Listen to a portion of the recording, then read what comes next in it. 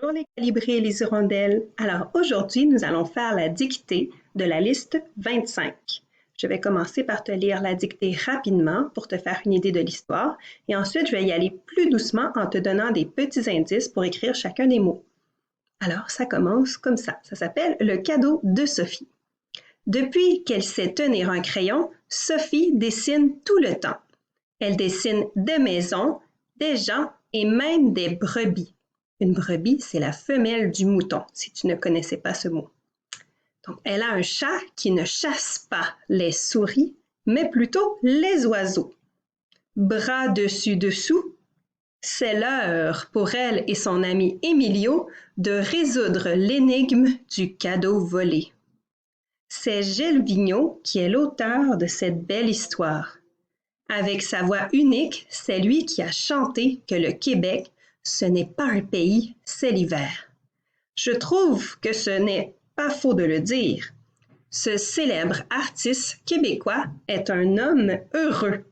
Même à 86 ans, il ne se sent pas trop vieux pour jouer avec les mots.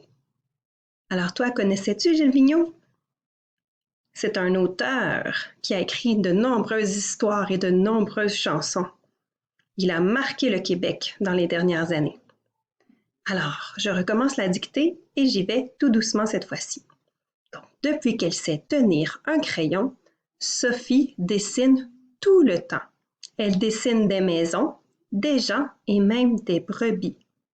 Elle a un chat qui ne chasse pas les souris. Donc, c'est quoi une souris, hein, ce petit animal gris? Alors, tu écris le mot souris vis-à-vis le numéro 1 ici. Et tu essaies de penser quelle est la lettre muette qui est à la fin du mot souris. Donc, les souris. Elle a un chat qui ne chasse pas les souris, mais plutôt les oiseaux. Et là, au numéro 2, ici, on va écrire le mot bras. Mais ici, juste avant le numéro 2, il y a un point. Alors, on commence une nouvelle phrase. Qu'est-ce qu'on doit mettre au début du mot bras pour commencer la nouvelle phrase? Donc, bras dessus-dessous, c'est quand on accroche nos bras ensemble avec un ami, comme ça. Donc, bras dessus-dessous. Et là, il y a aussi une lettre muette au mot bras. Est-ce que c'était la même que souris ou une différente? Donc, bras dessus-dessous, c'est l'heure. Donc, on en a parlé en mathématiques la semaine dernière. Et maintenant, on apprend à l'écrire, le mot heure.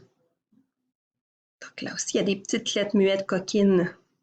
Essaye de te rappeler de ton truc que tu t'es trouvé. Alors, au numéro 3 ici, c'est l'heure. Je continue. C'est l'heure pour elle et son ami Emilio de résoudre l'énigme du cadeau volé. C'est Gilles Vigneault qui est l'auteur de cette belle histoire. Donc là, est-ce qu'il y a une lettre muette au début ou à la fin dans l'histoire? Au numéro 4 ici, tu écris le mot histoire. Tu pourrais essayer de la trouver, cette histoire-là. C'est une vraie histoire. Donc, histoire. Avec sa voix unique, c'est lui qui a chanté que le Québec, ce n'est pas un pays. Donc, pays au numéro 5 ici. Tu écris le mot pays. Et là, quelles sont les difficultés dans ce mot-là? Essaie d'aller le retrouver dans ta tête, dans ta mémoire. Tu l'as travaillé cette semaine. Donc, pays. Alors, Gilles Vigneault a chanté que le Québec, ce n'est pas un pays, c'est l'hiver. Je trouve que ce n'est pas faux de le dire. Ce célèbre artiste québécois est un homme heureux.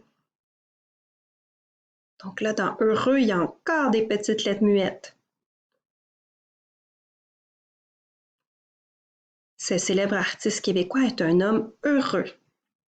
Tu écris heureux ici au numéro 6. Donc, heureux. Même à 86 ans, il ne se sent pas trop vieux pour jouer avec les mots. Donc, au numéro 7, le dernier mot que tu écris, c'est mot.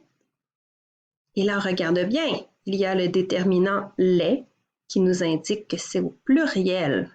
Alors, si j'écris les mots, qu'est-ce qu'on va ajouter à la fin de mot, étant donné que c'est au pluriel? En plus de la lettre muette qu'on écrit toujours à la fin de mot, on ajoute une autre lettre pour indiquer que c'est au pluriel, car c'est écrit les mots. Donc, une fois que tu as terminé d'écrire tes 7 mots, tu les relis tranquillement pour t'assurer que tu as écrit toutes les lettres. Tu vas bien chercher dans ta tête, puis à la fin, tu peux aller regarder le corrigé pour essayer de te rappeler des mots de la liste 25. Et tu peux repratiquer les mots qui comportaient des erreurs pour essayer de bien les rentrer dans ta tête pour avoir tous ces mots-là dans ta mémoire avant d'aller en deuxième année. Alors, bonne fin de journée, bonne fin de semaine. Bye bye!